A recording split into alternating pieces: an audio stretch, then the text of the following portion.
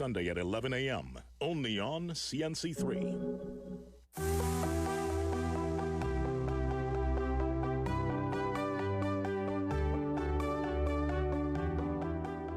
It's time to embrace a new vision for a new time. As mentioned before the break, the conversation we are about to embrace, it's very meaningful. It deals with the region and our development as it pertains to us respecting nature, understanding our ecosystem, understanding that we have to honor and respect the environment. And these young people are lending their voice, lending their expertise, their creative brilliance, and adding to that conversation. Very important time we look at here in the region, and it's, of course, happening in Trinidad, in Guyana, in Suriname. These conversations are powerful ones indeed, and we welcome from the Cari-Bois. So like how you have Papa Bois?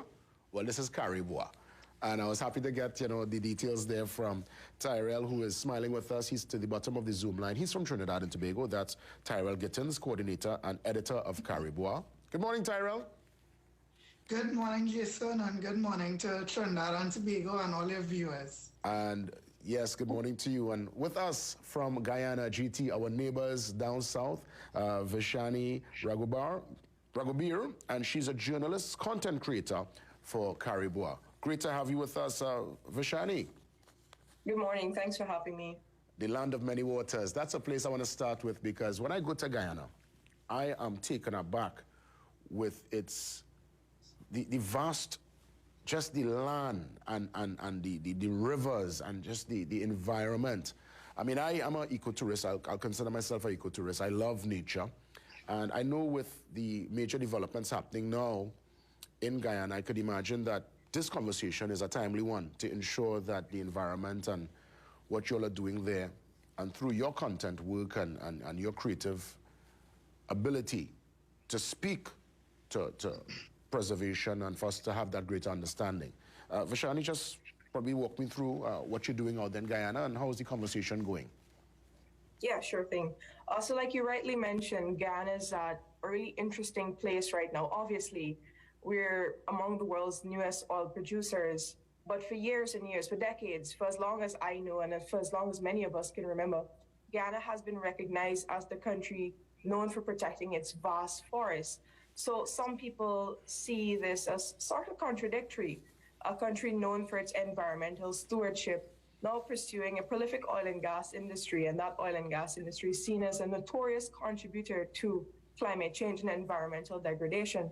So a lot of the conversation in Guyana, as you would expect, is centered on how, if at all, the country can pursue these dual interests, the interest of remaining a low-carbon development state while now pursuing a prolific oil and gas industry. And just to quickly add something that I like to do. So I'm a journalist, by the way. I work with the newsroom in Guyana, and something that I like to focus on is the nuanced part of the conversation, where it's not just oil and gas is bad, Guyana should continue doing the good thing of maintaining its environmental stewardship, but it's also factoring things like Guyana's developmental needs and where resources might come from to fund those developmental needs. So I think I'll stop there and hand it back over to you. Yeah, for sure. We'll get to continue that in a few. I want to welcome Tyrell, because you all started in 2020, Tyrell, as a national reporting initiative here in Trinidad and Tobago, 2.5 years after. Right? Well, 2 years and 1 month after, we are seeing over 100 stories, over 30 community-based citizen journalists trained on reporting the issues. It's been I would say, a fantastic rise. And I'm sure more will be done.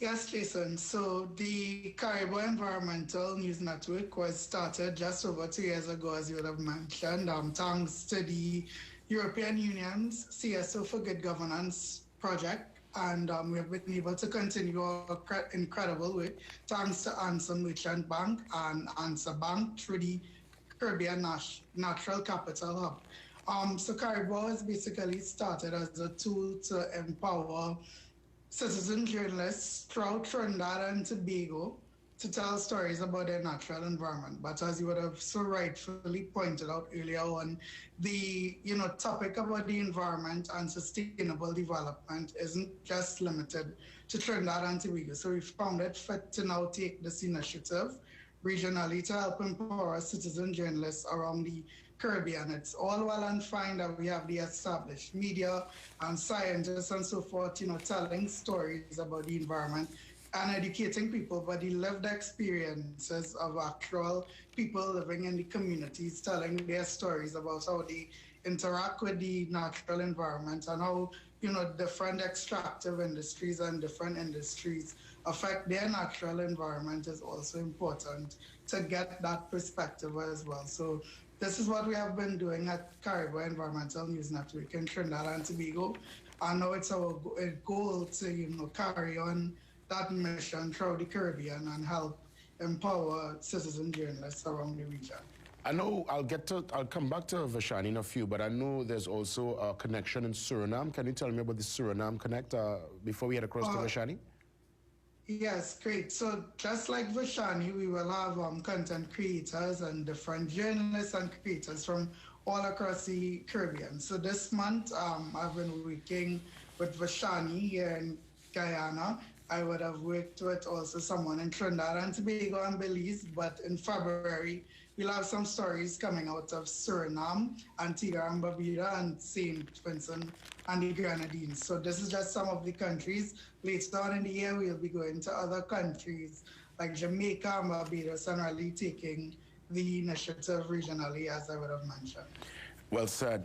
I'm really happy you all are doing amazing work. And Vishani, when we consider Guyana, again, I go back to me going there for the first time years ago, having a seat by the window in the Caribbean Airlines flight. And I'm just amazed now, because I'm landing in the day and I'm saying to myself, oh my goodness, look at the size of this place. And, you just take it aback and you land on the ground and you recognize, it's so much greenery. Have you seen firsthand the impact of your work, the impact of your activism, your using your pen, using your voice to bring about awareness to certain concerns? Are you seeing a change in behavioral patterns with your fellow Guyanese out there? Right. So I've been a journalist for nearly 7 years now. And as Tyrell can tell you, environmental journalism is not one of those sexy topics. So you're always finding ways of trying to bring people into the conversation, trying to affect that same behavioral change that you just mentioned. But I think in recent months, there's been some sort of changing momentum here. And let's say just last month, for example, in December, I'm not sure about your Trinidadian viewership, but we signed a very historic deal where we started selling carbon credits. So essentially, we're getting payments to continue protecting our rainforest, something we've done all the time. Now, when you say something like carbon credits, what's that? So I think what I've really tried to do in my reporting is to sort of make the conversation easily understandable by people. What is a carbon credit and how does this really impact you? And I think last month, we really needed to step up to the plate and really show people why these efforts are important.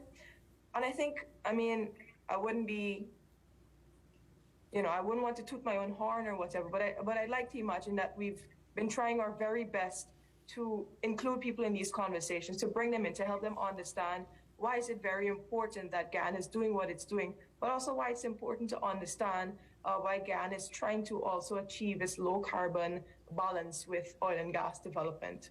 Yeah, striking that balance, as it were, because yes, development is favorable. It will benefit Guyana. Right now Guyana is the place everybody's looking towards Guyana and looking at the development there, but at the same time, one must preserve and protect the natural environment, the environment that I enjoy. I go back to telling you, I was taken aback because we have rivers. Tyrell could tell you, we talk about rivers, but I've seen rivers when I went to Guyana. That is river.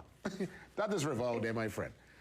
Tyrell, how can folks get involved? Where can they go to read these stories, watch the content, to just stimulate and spread the gospel that you all are bringing forward concerning preservation, eco protection? Where are we going to find Cari-Bois?